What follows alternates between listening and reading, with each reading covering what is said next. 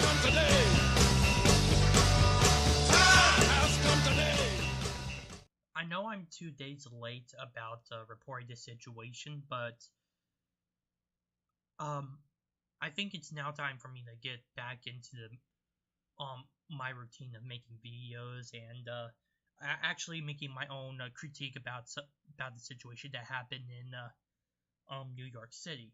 So we already know that there was an ISIS-inspired terror plot that was thwarted by the NYPD and has already arrested 3 suspects.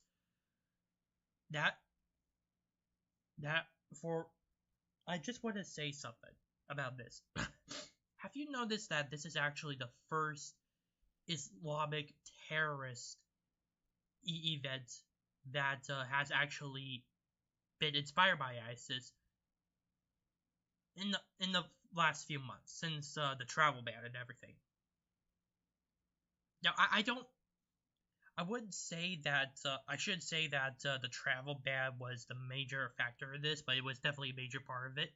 In fact, there was the quick response time for NYPD, the increased border security, the increased spending of troops, and whatnot to add to the factors that show how much ISIS is not really focused on, is having at least a very difficult time establishing targets in the United States. We've seen this already before with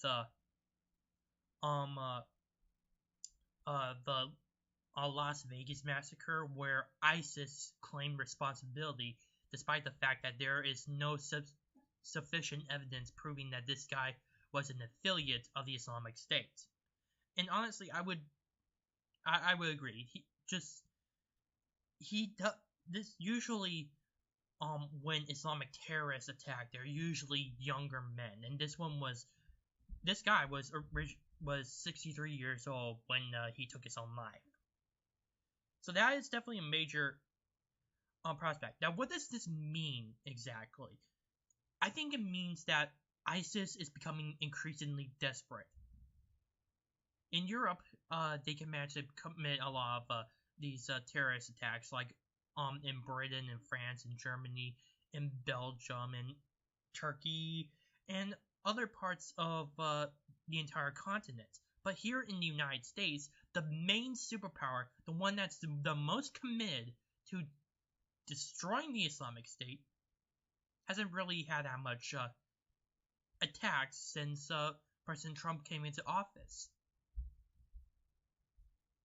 Now, I think, despite the fact that there are still constant terrorist attacks, and like in Europe and even regional parts of the Middle East, ISIS, I think, is becoming very desperate. Now, you could see in the latest Wikipedia map. I know that Wikipedia is not completely accurate all the time, but still, you can see how much the entire territory that the Islamic State controlled has significantly shrinked. It shrinked by a good amount. In fact, I recall back in either 2015 or 2016 that they were like 30 miles away from the capital city of Baghdad. Just 30 miles.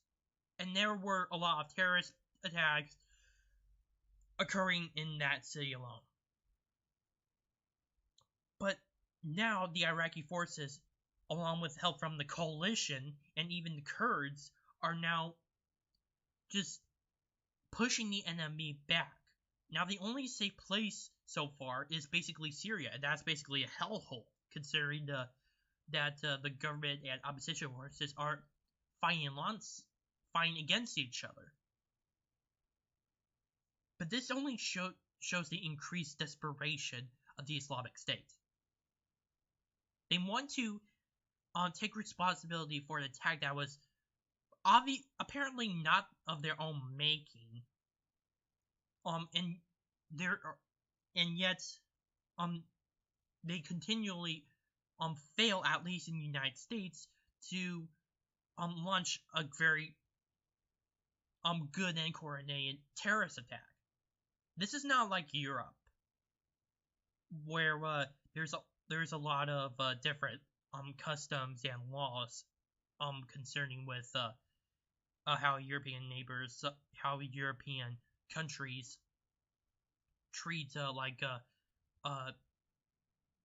refugee crisis and so on. This isn't like that. Yet, even if it's not like that, that definitely shows that the United States and basically Europe, Iraq, the Kurds, and basically anyone who is against the Islamic State is obviously winning. We can tell by the fact that there was a lot of coverage over the fact that there was a lot of coverage over ISIS's claim of what happened in Las Vegas, the failed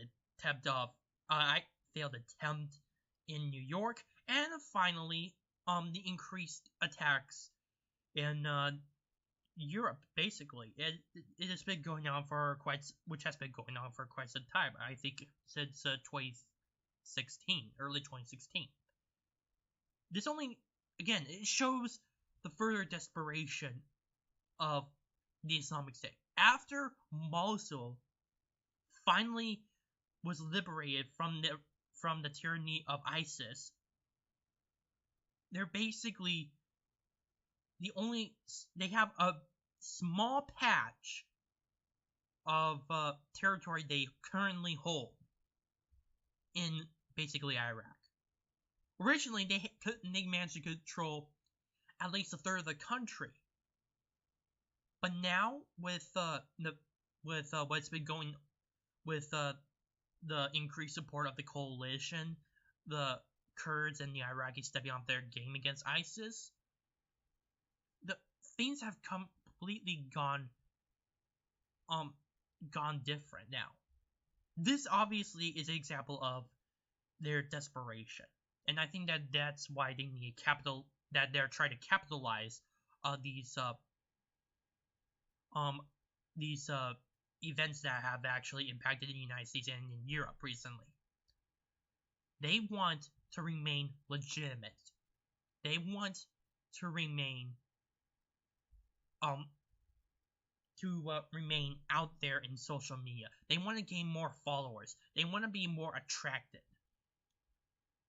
But I think this is definitely going to backfire on them because of how much this obviously shows their desperation. That they need more fighters and their increased terrorism attacks.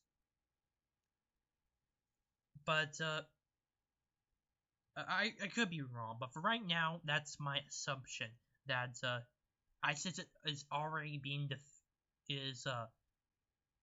annihilated, and well, they're obviously being driven away from Iraqi soil and pretty soon Syrian soil. I mean, there has been constant attacks by the Kurds and U.S. armed forces on the city of Al-Raqqa in Syria to eliminate ISIS from that very stronghold. That is definitely going to be a major play in this. And this, again, this shows their desperation and the fact that they are losing a war that they can no longer win. My name is Owen Mean, and this is The Arc of Truth.